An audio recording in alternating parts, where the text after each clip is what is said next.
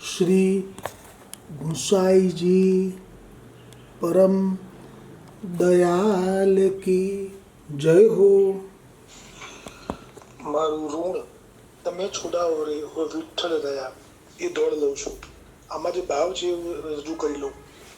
જે ઋણ શબ્દ છે એટલે એનો અર્થ થાય દેવું, અને આ જે ઋણ એટલે દેવું એ કયું છે તો આ તો લૌકિક નથી, કોઈ દ્રવ્યથી વાત નથી. આ પણ જે પ્રારબ્ધ હોય જીવનો, જે જીવને એ કર્મ પ્રમાણે આગળ એનો જન્મ થાય, અને એ કર્મ પ્રમાણે જેને આ જન્મમાં સુખ દુઃખ ભોગવવાના આવે, તો એ જે પ્રારબ્ધ કર્મ છે એનો નાશ કરી નાખ્યો છે બ્રહ્મસંબંધ થતાની સાથે.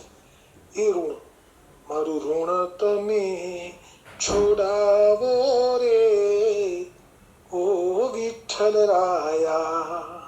આ જે પદ છે એમાં બ્રહ્મસંબંધ પહેલા જીવની જે દશા છે એ છે.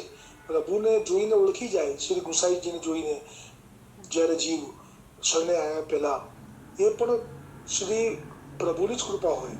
કેમ કે શ્રી વિઠ્ઠલનાથજી આપના જ પ્રમેય બળથી, વલ્લભ આપના જ પ્રમેય બળથી જીવનું આકર્ષણ કરતા હતા. એટલે દર્શન થયા છે, ઓળખી ગયા છે, પણ હજી શરણે નથી આવ્યા, હવે શરણે આવી રહ્યા છે. એટલે એ વખતે આ ભાવ એને પ્રગટ થાય છે.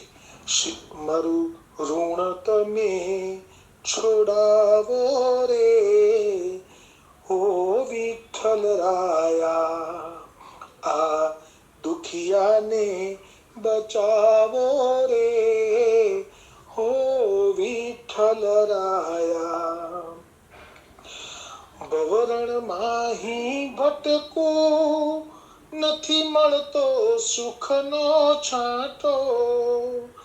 ભવરણ માહી ભટકો, નથી મળતો સુખનો છાંટો.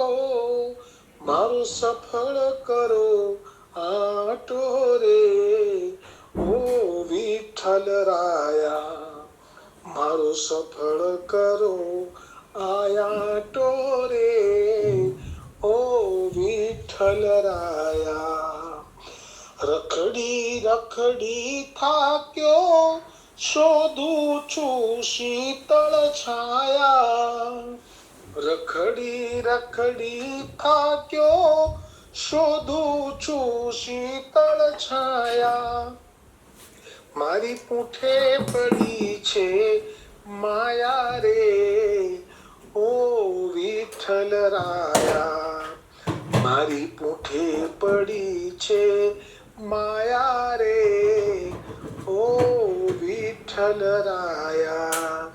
મારું ઋણ તમે છોડાવો રે ઓ વિઠ્ઠલ રાયા. આ દુખિયાને બચાવો રે ઓ વિઠ્ઠલ રાયા. હવે છેલ્લી ટૂંક આવશે એનો ભાવ. એમાં બ્રહ્મસંબંધ થયા પછી જે બધા જ પ્રારબ્ધ કર્મ નાશ પામે છે, એટલે કે હવે એને કોઈ સુખ દુઃખ કે કોઈ લૌકિક એનું ગતિ નહીં થાય એવો એને અનુભવ થાય છે. એ પછી એ જે ટૂંક છે એમાં એ જે શબ્દો છે એને સંદર્ભમાં છે છેલ્લી ટૂંકના. પણ આગળની જે બે ટૂંક ગઈ, મેં પહેલી ટૂંકમાં એવું કહ્યું કે ભવરણમાં હી ભટકું, નથી મળતો સુખનો છાંટો. ભવરણ એટલે કે જ્યારથી લીલામાંથી પડ્યા ગોલોકથી, એ પછી અનેક જન્મો, કેમ કે બ્રહ્મસંબંધ મંત્રમાં જ આવે છે સહસ્ત્ર પરિવત્સર નીતકાલ કરીને, કે હજારો જન્મોથી વિખૂટો પડેલો. એટલે હજારો જન્મો જે ગયા એમાં ભવરણમાં અલગ અલગ જન્મો લેવા પડ્યા. એ દુઃખનું રજૂઆત કરી છે એ પહેલી ટૂંકમાં, કે ભવરણમાં એ ભટકું, નથી મળતો સુખનો છાંટો. હવે સુખ તો ખરેખર બધે છે જ, પણ જે દૈવી જીવ છે ને એને જે મળેલું સુખ છે લીલાનું ગોલોકનું, એના સામે આ બધા સુખ એને ના ગમે. એટલે કહ્યું કે મને નથી મળતો સુખનો છાંટો. પણ જે લોકો દૈવી નથી એ લોકોને તો સંસારમાં પણ સુખનો અનુભવ આજે પણ થઈ રહ્યો છે. એટલે એમને ક્યારે થશે છુટકારો એ તો જ્યારે વૈરાગ્ય થાય ત્યારે. પણ આ આપણો માર્ગ અનૂઠો માર્ગ છે. એમાં તો સ્વરૂપનો દર્શનનો અનુભવ છે. અને અધરામૃતનો પણ અનુભવ છે મોટા ભાગના જીવોને. એટલે કહ્યું કે નથી મળતો સુખનો છાંટો, મારો સફળ કરો આ આટો. અને બીજી ટૂંકમાં કહ્યું કે રખડી રખડી થાક્યો શોધું છું શીતળ છાયા.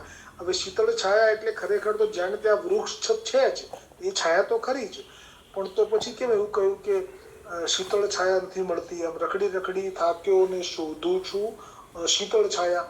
એટલે કે એ શીતળ છાયા એટલે કોઈ શેડ નીચે ઉભા રહેવાની કે વૃક્ષ નીચે ઉભા રહેવાની શીતળ છાયા નહીં, પણ આ શીતળ છાયા એટલે કે જે ઠાકોરજીના સાનિધ્યમાં સુખ હતું, એ સુખને છોડીને અત્યારે હું અલગ અલગ જન્મોથી ભટકી રહ્યો છું. એમાં મને આપ સુધી પહોંચવા માટે કોઈ જ સાધન તો પુષ્ટિ માર્ગ માટે તો છે જ નહીં ભૂતલ પર, શાસ્ત્રોમાં પણ ક્યાંય એનું વર્ણન નથી. એટલે જે માયા એટલે કે જે સંસારમાં ગતિમાન કરે છે જીવોને, ખરેખર તો માયાનું કાર્ય બહુ જીવોને ચાલતા રાખવાનું છે એમનું કાર્ય, પણ જે દૈવી છે એને તો આ માયાનું થાક લાગે છે. એટલે કહ્યું કે હવે થાકી ગયા અમે, રખડી રખડી થાક્યો શોધું છું શીતળ છાયા. શીતળ છાયા એટલે કે ઠાકોરજીનું સાનિધ્ય. મારી પૂઠે પડી છે માયા રે, પણ કે આપની માયા એવી છે કે જેને તરવી એ કોઈનાથી પણ સંભવ નથી, એમ કરીને સરેન્ડર થાય છે. અને હવે જો બ્રહ્મ સંબંધ થયો એટલે તો પછી ઉપર ગોવર્ધનનાથજીએ ગોલોકમાં સંકલ્પ કરેલો જ છે કે મારા જે જીવો લીલામાં હતા પૂર્વે, અત્યારે એ નીચે ભૂતલ પર પડ્યા છે અને અમારો લીલા વિહાર એ ભૂલી ગયેલા છે, એમને આ બ્રહ્મ સંબંધ આપો. મહાપ્રભુજીને આજ્ઞા કરેલી છે. એટલે હવે મહાપ્રભુજી અને મહાપ્રભુજીની કહાનીથી આપના શ્રી ગુસાઈજી કે વલ્લભકુલ બાલક જ્યારે બ્રહ્મ સંબંધ આપે છે એ ક્ષણે એના પ્રારબ્ધ કર્મ નાશ થઈ જાય છે. એટલે એને જે ભાવ થાય છે એ છેલ્લી ટૂંકમાં છે કે મેં તો સુખ સગળું દીઠું શ્રી વિઠ્ઠલ આપને ચરણે. મેં તો સુખ સગળું દીઠું શ્રી વિઠ્ઠલ આપને ચરણે. આ વૈષ્ણવ શું એને વર્ણે રે, ઓ વિઠ્ઠલ રાયા. આ વૈષ્ણવ શું એને વર્ણે રે, ઓ વિઠ્ઠલ રાયા. એટલે એમ કે મેં સુખ સગળું દીઠું એટલે કે હવે મને તો વિશ્વાસ થઈ ગયો આ બ્રહ્મ સંબંધ થયો એની સાથે જ કે આપની કૃપાથી હવે મારા પ્રારબ્ધ કર્મો નાશ પામ્યા છે, મને મારા સ્વરૂપનું થોડું ઘણું જ્ઞાન પણ થવા લાગ્યું છે. હવે મને સ્વાભાવિક જ મહાપ્રભુજી વલ્લભાચાર્યજી, શ્રી ગુસાઈજી, શ્રી ગિરિરાજ ગોવર્ધન, શ્રી યમુનાજી, વ્રજભૂમિ અને વૈષ્ણવો અને 84-252 સત્સંગ, આ બધું જ મને મીઠું લાગવા લાગ્યું છે. આ એક સ્વરૂપ જ્ઞાનનો એક અનુભવનું માપ છે, પ્રમાણ છે, લક્ષણ છે. અને સૌથી વિશેષ આશ્રય દ્રઢ થયો ક્યારે કહેવાય? આજે પ્રસંગ આવશે જે હું સત્સંગ કરીશ એમાં એ પ્રસંગ આવવાનો છે. ભક્ત્યાચારોપદેષ્ટા ચ એ જે નામનું વ્યાખ્યા છે એમાં કે સૌથી મોટામાં મોટો આપણને ક્યારે ખબર પડે કે આશ્રય દ્રઢ થઈ ગયો છે? તો એક લીટીમાં કહીએ બધાના માટે સહજ સાધારણ રીતે તો એટલો જ છે કે મહાપ્રભુજી વલ્લભાચાર્યજીથી કોઈ વિશેષ મહાન નથી બીજું કોઈ પણ દુનિયામાં. આ જ્યારે ભાવ દ્રઢ થઈ જાય ને આટલો, તો પણ પછી એને બહુ પુષ્ટિ માર્ગ સમજવા માટેની ચોપડીઓ વાંચવાની પણ જરૂર નહીં. એટલું પણ પૂરતું નહીં, પણ ઘણું પૂરતું છે. શ્રી વલ્લભાધીશ કી જય, શ્રી ગુસાઈજી પરમ દયાલ કી જય હો.